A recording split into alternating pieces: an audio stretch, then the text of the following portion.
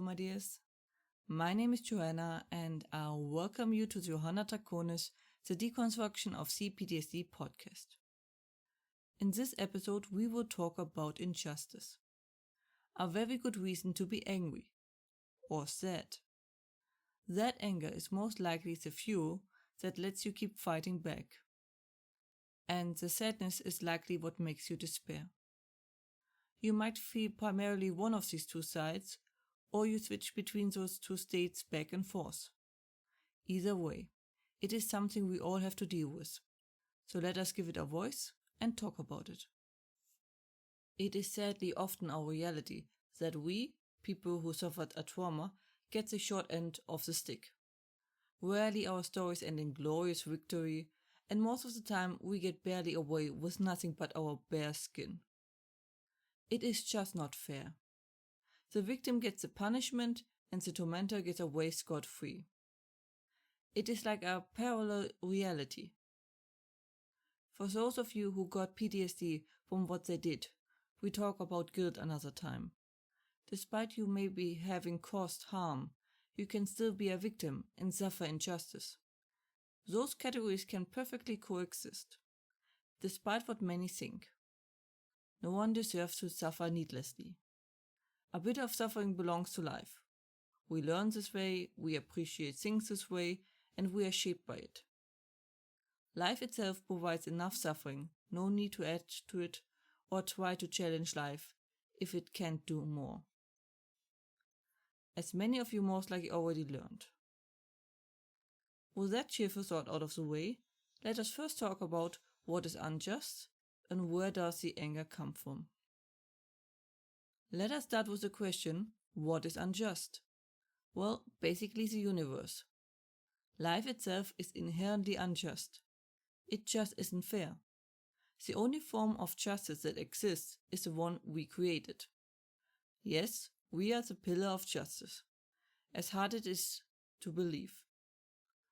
We created the system of justice because most mammals, like us, apes, dogs, orcas, and the like, have a sense of fair and unfairness, justice and injustice. Outside of the system we create, there is no justice. The notion of getting what you deserve is an invention of the mammals. Maybe that is the reason why we fear injustice so much, because we know there's an all too real chance we won't get any justice. That what was done to us will go unnoticed. Because that is the definition of unjust. Somebody not getting what they deserve. But who decides who deserves what? Who deserves what punishment? That will always be a debate we will be having. There will never be a perfect answer, but only by keeping debating it, we get closest to perfect. Sadly, there will always be people who will suffer injustice, no matter how hard we try. But through constantly improving the system, we can keep the number to a minimum. Still, that is where the anger and sadness comes from.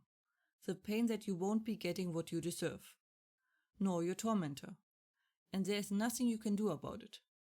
You are absolutely right to be upset by it. Our society is based on the fact that we get what we deserve. Almost all of our laws are built around it. As mentioned before, we are social beings and justice makes us work in large groups. The primal injustice, not getting your fair share on the loot, could lead to you dying. So the stronger and more life-threatening the injustice, the stronger we protest. So you have every right to feel angry, or wronged, or sad. Why wouldn't you? If you weren't upset by it, it would mean you're okay with what is happening. That you would accept it, and therefore declare the wrong that happened to you a right thing. Because if there's no consequence for one's actions, it means by default that the action was okay. So you are rightfully protesting. It is very hard for humans to change their behavior if they get no external feedback. So your anger and sadness is a protest to society, a signal, so to speak, that there is someone getting away with not getting what they deserve, which, sadly, will most likely get unheard of. So you really have every right to feel the way you do.